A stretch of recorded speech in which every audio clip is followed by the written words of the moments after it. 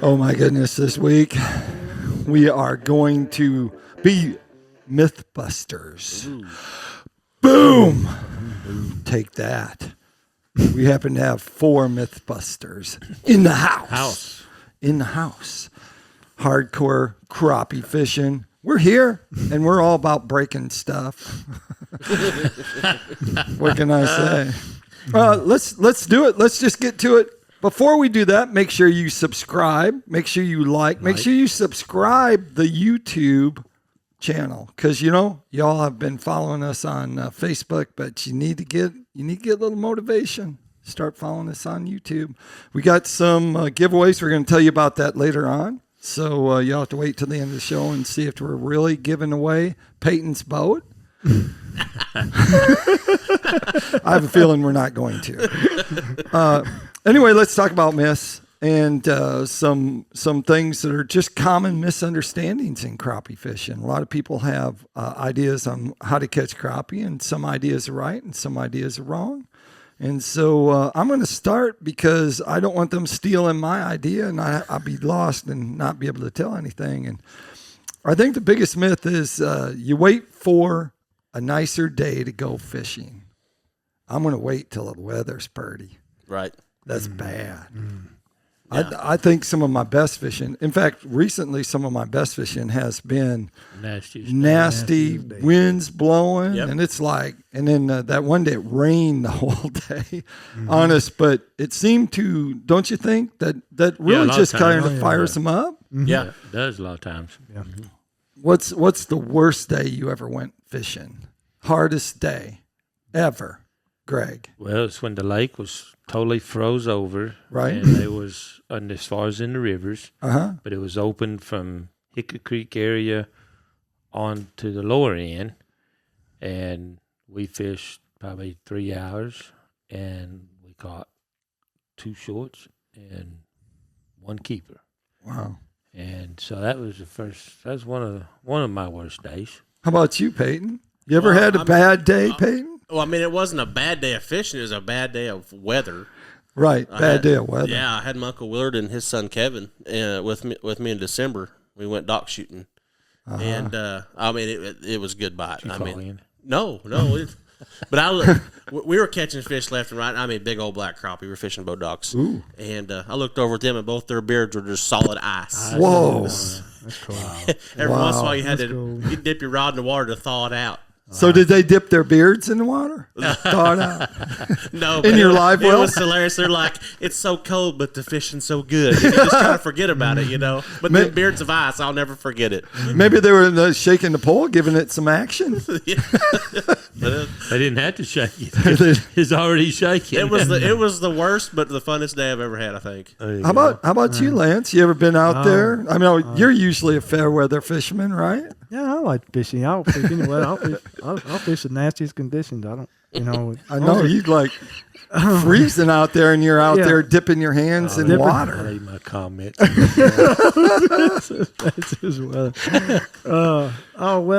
Worst day ever. Worst day coldest. It was probably fishing out of his boat. He's pointing. Okay, so in case you missed it, he's pointing at Greg, and somehow every week he points at Greg.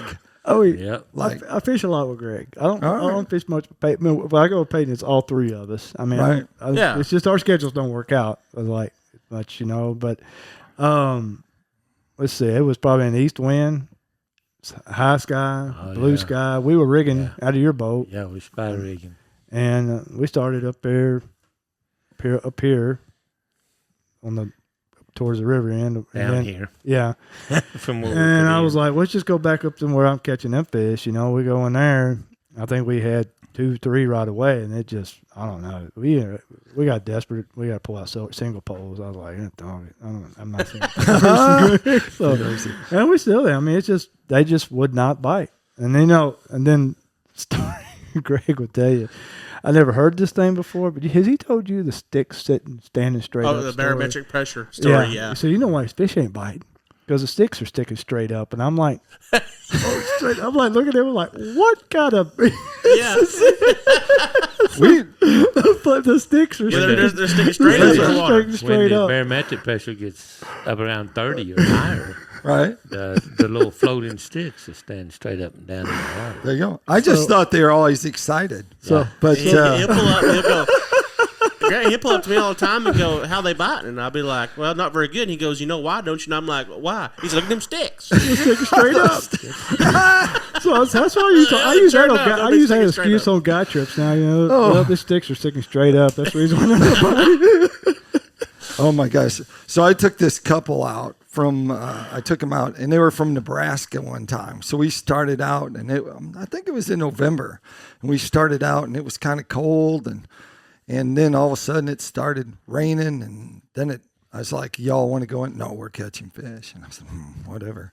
And so we kept going, and then it started sleeting. I said, "Yeah, we should probably go in." And he said, "No, I think we're good. I think we're good." And I said, I'm like, I got a big old rain suit on and stuff. And they were from up north. They didn't hardly have a jacket on. They said, "Well, we'll just put on our rain suits." They went to get their rain suits on. Lids were froze. Carpet had froze. We go all the way from Hickory Creek up to War Eagle. It's the longest 3 miles of their life. But they still got there. They're still smiling. I'm like, dude, they're from up north. That would be miserable. I mean, that's crazy. So mine is the weather. Greg, what's your myth? What do you think when it comes to crappie fishing that people think's true, but it's not really true? I don't know. What's not really true? Maybe the stick standing up. Huh? Do what? I said maybe the stick standing up. No, I mean, you always hear these, wise tales that cows are laying you hear in a lot the of field. people. They talk about how they hadn't caught anything, but they're missing them. They keep missing them. Right. Fish is missing you. I got You're not missing them. Life scopes prove that. I mean, Oh yeah, they do miss a lot. I mean, they'll swim up there for years. How many years have we fished with spider rigging before live scope ever? Yeah, and that old pole just bam, Just nearly dump it touches down. the water. I mean, it just And then now we can see it. They hit the stinking sinker. They hit the sinker Hit the between the 2 sinker. minutes. Yeah. So I mean, that's the frustrating thing. how many people's done that with a jig? Even your bobber. Oh yeah. Yeah. No, nothing there. Right. Do you think it makes a difference if the water's stained or if the water's clear? No, I don't think it has. It's just that fish just misjudged. Right. I guess that's just you. Like you're going to receive the football when I throw it at you. If you can't get over there where that ball is, you're going to miss it. Right. If you overrun it, that's just what they do with the ball. They'll overrun it and they hit it. And you don't catch it. I think also that fish have a tendency to flash at baits and then turn around and get it. Now, there's certain species of fish that run in groups and they do that, but I'm not so certain that after watching live scope that there isn't some of that where they also peck at it, don't they? Well, they get hold of the tail. Yeah. It's kind of like you having to sample something you hadn't ate before. You got to taste it. Taste just a little bit of it. You just got to have the right baits. That's what it is. And if you keep watching, you're going to find out what this is for. But there you go. But all right. Payton, what do you think? What's a myth that people believe that really, after being a guide for so long, really. Yeah, and just fishing in general. But I think one of the biggest myths that I hear people talk about is the spawn and the temperatures. A lot of them was at 60 yet. I'm like, you're already missing it because our black crappie, our first wave will go up at 55. Right. I'll find them on the Black Slate or around some laydowns at 55, and they're up there already in big groups doing some spawning. So that's one of my biggest myths. Of there's fish already spawned at 55. And people don't realize they move in and out too. Yeah. During that spawn, the males move up, and then later in the evening, them females they'll move back out here and stage out. Yeah, you catch the females up on the bank early in the morning, right? But then they'll pull out, and that's how we're catching them during the day out. Males will be on the bank, females are out there deep. Right. Interesting. Yeah. What and to do with the spawn itself too is around a full moon then? You think that's? I don't even pay Do you attention. see the? I You don't pay I think attention. some people do. I think they do spawn pay more. attention. I think it's more like 3 days before and 3 days after. I've heard that. But I think it I is. can I do see think they that. do spawn It's a like myth. around the full moon. I can see that. You could see it. Yeah, I mean, it does seem like it's always slow moon. by after the moon, you know, After. and then a few days after it's back on. Well, it Could depends on the sticks. It could also depend on the fact that with the moon that they can feed through the night. Right. Yeah. And then when you show up at, Duh. let's just say a random spot, Blue Springs, Some of us don't pay attention. Some people don't pay attention. They're just glad to get the chance to go fishing. So they don't. we're They just, don't even look at the conditions. Period. all right. You know. I think- I mean. Yeah, Yeah, I think that on the moon that in it, I think some of those fish, they Well, just full feed moon, at new night. Yeah, they're Is just usually feeding it better. real early, you know, in the evening, and you've already left or you haven't got there yet or you're in the afternoon. So, We used to go by that a lot when we bass fish yeah, At bass fishing. at night. Yeah, there's a lot of species feed at night pretty big. Yeah, How about you, Lance? You probably got one. You Let's probably I'll just hark on shallow water. I mean, shallow water. I mean, a lot of people think fish go deep in the summer. A lot of people think they go deep in the winter. I mean, they'll, like I said, wintertime, you know, you can catch them in 5, 6, 4 foot of water. And well, I think I think you pretty much figure year round to Yeah. a certain degree. Them crappie are going to be anywhere from 15 to yeah, 8 foot of water, just about yeah. around. I remember talking to you, and you said, you know, in the summertime, you're Yeah. like, they're up there in the bathwater. It's 96 degrees. I was catching them in. I mean, to me, it's summertime on this lake with the water cover and everything. I was catching them in 11 foot of water Yeah. and 95 degrees temperature. You know, Right. so I mean, to me, that's pretty shallow. Yeah, they're not down For in the the- thermocline like Yeah. the myth. So I mean, Yeah, Yeah. 5 foot above it. you know, that's what back to thermocline. That's what I was kind of getting on. Is also if you measure the thermocline, this could probably go into another subject. But like if you know a thermocline's at 15 foot, put your boat in 15 or less. Yeah. You Yeah. know? But Yeah, get away from it. yeah, So what's the shallowest you would fish and what's the deepest you would fish? And knowingly I mean- that you only have at the most 15 feet of line on your reels. Go ahead and take the deep out. I 'cause I don't like deep. I mean, I'll fish 20, 25 foot Spider rigging. spider rigging. I've done Now, that. he's in 20, 25 foot of water. Is he fishing that deep? Yeah. What's- I mean, I think if you go to Nelson's Harbor, that's usually yeah, when you'll fish the deepest. That's the You'll deepest. fish- That's the deepest I've fished in Nelson's Hollers. That or I mean, down I'm by letting the- out 16 foot, Yeah. and I'm doing like 3. There Or, by, I hate it, Cedar but Point. yeah, and I've put them down that deep, and caught them. You know, and I remember talking to you on the phone. I was like, these dang fish all the way down here on the bottom at 25 foot of water. It's like, I'm like, you know, and that just hadn't gotten the thermocline hadn't set. But once the thermocline set up, I mean, it was 13 feet deep over 25. And I was like, this is better. You know, it's just, I lose a lot of fish winding them up that deep. Yeah. Yeah. Yeah. So, but yeah, just the, not all fish go deep, No. you know. And actually, I think the fish that are shallow have less pressure on them. Especially with the guys out there. Probably a lot of single truth to that. pole. A lot of Especially in guys the out there, summertime. you know, with live scoping and all that stuff now with single pole. They Well, can't between see 'em. live scoping and all the people trolling. That might be the Yeah. thing, though. They'll start doing that more to get away from pressure Yeah. from us out there slinging lead at them. So You think crappie have moved? You think the migrational patterns that they've switched where they've been? They I haven't haven't noticed yet, that. but I mean, I'm sure they'll adapt and Right do some n- other things. I think right now the biggest thing, like on Beaver and some reservoirs, other reservoirs that have low water levels, they're not shallow because shallow is ground. Right. It's dirt. There ain't no water there, and so that's hard for them to be in there. And so, you know, it's the lake here is raising, you know, pretty good. I went over War Eagle today, and the water's flowing pretty good. So it seems to be still rising, but Yeah. it's slowed down, but it's great. It's coming up. I I mean, think we it was 11, 15-ish Oh, is it up to 15? I haven't looked the last few last days. time I looked. But I know you was talking about the move and the weather. I've seen in years like Payton was saying, that they start moving into spawn at 55 degrees. And we may have 2 or 3 days of 55 degrees, and then we have a major cold front. And people think that they haven't never done it. They did their thing. If the timing is right, and the conditions and all, when that hit 55, they did their thing.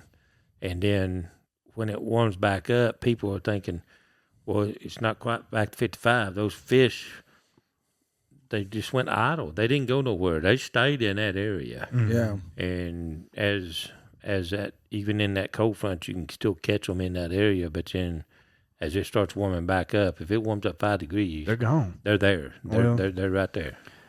Yeah, and then I think a lot of that is. Yeah, I mean, well, just this new way of fishing, it's took me off the bank. I don't even fish the bank anymore. No, I don't either. So, I mean, that's another fisherman that's not picking up spawning fish. I mean, that's another hole that's not getting fished. I haven't. So I think it's a good thing on that. The thing about aspect. the temperature thing is if you live in northern Minnesota and you have crappie, they still reproduce. Exactly. They ain't waiting for 55 degrees. No. I always like to think of fish are like teenage boys. When it comes time, they're going. Yeah. Yeah. They're going. They don't care. And once they That's what I say, commit, they don't come back. They're just waiting for that girl to come by the Yeah, the they're locker. waiting on them. Yeah. It's Yeah. their nature. Yeah. That's their nature. Do y'all Do think the big crappies like your 14s or 15s go early? I think a lot of our 15 to 16 to 17 crappie don't even spawn now Yeah. on this lake because I caught them in March with a certain size egg sac, and then I catch them in May with the same size egg sac. Well, then, So- they also said in that last study they did that most of the ones that the main spawners is the 9-inch to 12-inch, wasn't it? 9 to 12. 9 to 12 Yeah. are our main spawners. That's what even our biologists here say. So Yeah. that's why I tell everybody. I said they say that I threw it back to big ones. Well, don't do that because that's the ones that are already done. They've already spawned 4 years. Yeah. So Remember that guy was down at what was that? Horse- Blue Mountain. Blue Mountain. Was it Blue yeah. Mountain? Yeah, we come in Me with and all Payton four- has 40 great old big old sows, and we're up there saying, this old boy, he comes up there and I don't. We throw those kind back, those big ones. We throw them back so they can spawn. And he goes and gets his bucket, and I think he had 2 smaller than what we did. He said. Yeah, he's doing the same thing. I think that's a myth too, though. So in some lakes, I'm sure that's true that your bigger fish are your main spawners, but here, no. Right. So Sounds we've good. touched on that before too, but Yeah, right. Flay them big ones on beaver. There you go. I did my part this week. And I've been ridiculed for doing it. I wouldn't recommend doing that with largemouth bass in front of our bass buddies, but Probably not. Don't even. you have a flat tire in the parking lot. All right, that takes us up to the reason why there's some stuff on the table because we're still doing the drawing. Yeah. And so you need to make sure you subscribe. It's for people that subscribe. So the only people that cannot win it are people that won before. So Kevin, you can watch us. Yeah. But you can't win again. But you're more than welcome. So we're going to draw a name on Friday or Saturday, probably Friday, and we're going to grab another subscriber. So make sure you subscribe. And that's to the YouTube channel. So do that there. And so what are we giving away this week? Are we giving this away? Well, we got that in the button together. For Oh, Matt. that in the button. Tell us what that is. So I don't have one of these. That's why I can only keep 10 fish. there you go. So Or this 20. is Mad Fishing. They're based out of Okay. around Texarkana area, Right. and this is called the Button, and it's Okay. a counter, and All right. it's waterproof. It floats. Wow. Batteries last forever in Yeah. these things, but you can set the limit on here. If you got 2 people in the boat, you can set Right. it at 30, and when you get to 30, it'll vibrate. Every time you hit it, it'll vibrate. And then also you can use these top buttons up here if you wanted to. And what I do a lot of times is these top ones, I count how many fish we catch in a day. Whether it's big, little, whatever we throw back, everything we catch, we count total, and then you got your limit. There you go. And you Good can do deal. 2 people. You can Someone- see who catches what. Someone's going to get that. So, and then What else? Oh, Lance, if they want to get in touch with you, how do they get in touch with you? Oh, just go ahead and get my cell phone number is 479-236-4105. Or you can look me up on Facebook, Lance Hughey, or Instagram, Lance Hughey at 34. All right. Payton? Best way to catch me is at Payton Usrey Fishing on Facebook. All right. Greg? Facebook, Greg's Guide Service, or 479-601-1683. There you go. Best way to get hold of me is to Facebook, Brad Wiegmann. You can get it there, Wiegmann's Guide Service. You can do that. Also doing, actually did like today, electronic guide trips. We're doing Humminbird, we're doing Garmin, and we're doing Lowrance. So we're doing all three. So all you people that have 3 different ones can't figure it out, we can figure it out. So and get you going on that. And that pretty much does it. So like we always like to end this show. What do? We keep it hardcore. We practice that a long time. Just for y'all. Hardcore. Hardcore.